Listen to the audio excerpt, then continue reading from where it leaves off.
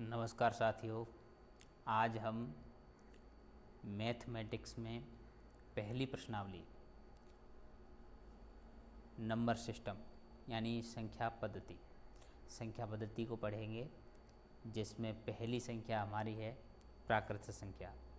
प्राकृत संख्या को हम इंग्लिश में नेचुरल नंबर कहते हैं।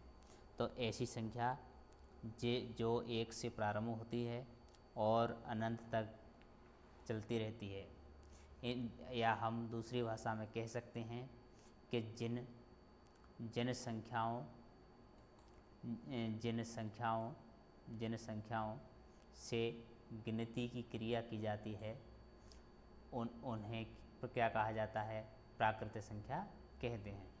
सभी धनात्मक पूर्णांक प्राकृत संख्या हैं, यानी धनात्मक पूर्णांक का मतलब है प्लस वाली संख्याएं। प्लस वाली संख्याएं जितनी भी हैं वो सभी प्राकृत संख्याओं में आती हैं। और प्राकृत संख्या को n के द्वारा प्रदर्शित किया जाता है, क्योंकि प्राकृत संख्या को नेचुरल नंबर कहते हैं।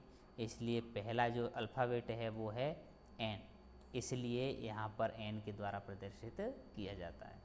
प्राकृत संख्याएं अनगिनत हैं, यानी इनकी कोई भी सीमा नहीं है, अनंत तक जाती हैं, इसलिए यह अनगिनत हैं, इनकी कोई गिनती नहीं कर सकते। यानी करोड़ों अरबों और चलती रहती हैं, ये कभी भी समाप्त नहीं होती। तथा प्रथम प्राकृत संख्या कौन सी है? तो प्रथम जो प्राकृत संख्या है हमारी वो एक है, क्योंकि एक से ही प्राकृत संख्या प्रारंभ होती है। 1, 2, 3, 4 जो गिनने वाली संख्या हैं उन्हीं को बोलते हैं प्राकृतिक संख्या। सुविधा की दृष्टि से हमने प्राकृतिक संख्याओं को 3 प्रकारों में बांटा है।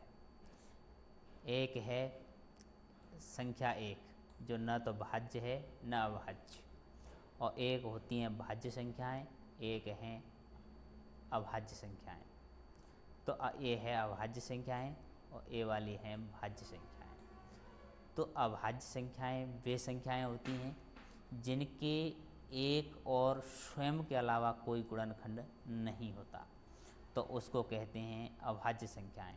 और नीचे जो लिखी हुई है परिभाषा, एक से बड़ी ऐसी प्राकृतिक संख्याएं जिनका स्वयं व एक के अलावा कोई गुणनखंड नहीं होता, तो ऐसी संख्याओं को अभाज्य संख्या कहते हैं।